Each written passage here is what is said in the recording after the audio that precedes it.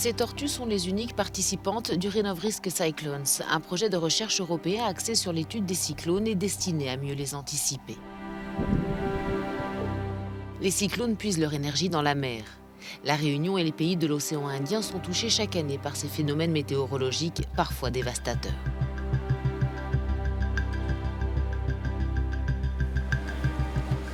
À Kelonia, près de Saint-Leu, Mathieu s'occupe d'India, une tortue kawan.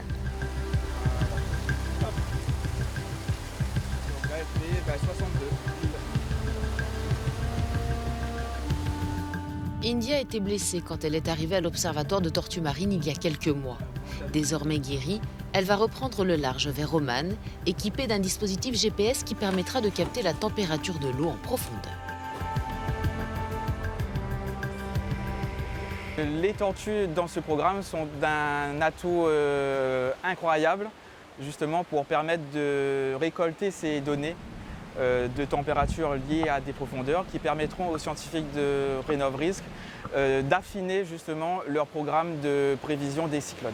Renov-Risk est doté d'un budget total d'1,5 million d'euros, dont 85% sont couverts par l'Union européenne.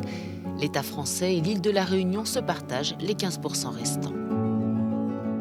La France pilote ce projet auquel participent aussi Madagascar, le Mozambique, les Seychelles et l'île Maurice. Au total, 15 pays du bassin sud-ouest de l'océan Indien y sont associés.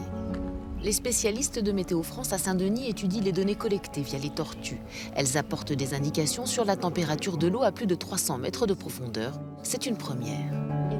Selon les scientifiques, en raison du changement climatique, les cyclones risquent d'être toujours plus forts, d'où l'importance de croiser les données météorologiques et océaniques. Visuellement, c'est très esthétique un cyclone, mais en même temps, on sait que si jamais ça touche des zones habitées en dessous, mais on sait qu'en même temps, il y a beaucoup de souffrances qui sont générées. Donc voilà, c'est pour ça que j'appelle souvent ça la beauté du diable. L'un des piliers de ce projet reste la coopération entre les pays partenaires. Elisa est sismologue. Elle est originaire de Madagascar et a intégré l'équipe il y a 2 ans.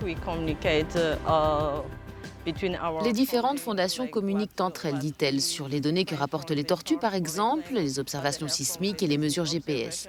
Ensuite, nous combinons toutes ces informations pour essayer de comprendre et de prévoir les activités cycloniques. India est prête à plonger pour rejoindre une dizaine d'autres tortues, chacune d'entre elles portant sur sa carapace un espoir, celui de révéler les mystères de la mer et des cyclones.